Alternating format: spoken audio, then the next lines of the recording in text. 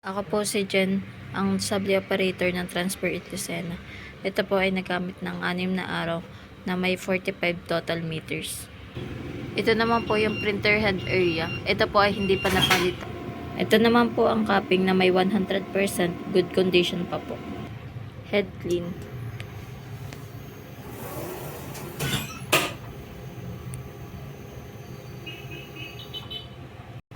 Punasan ng wiper after head clean.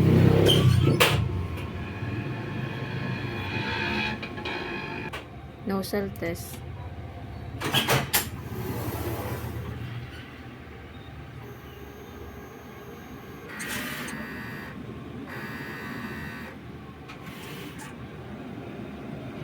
Ang ink system namin ay tama lang.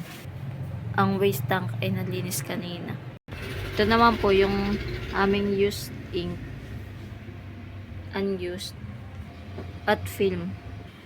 Ito naman po yung nagamit naming film, isang film. Ito naman po yung daily output namin. Dito naman po nakasave yung ICC profile. Ito naman po yung aming maintenance checklist. Thank you po.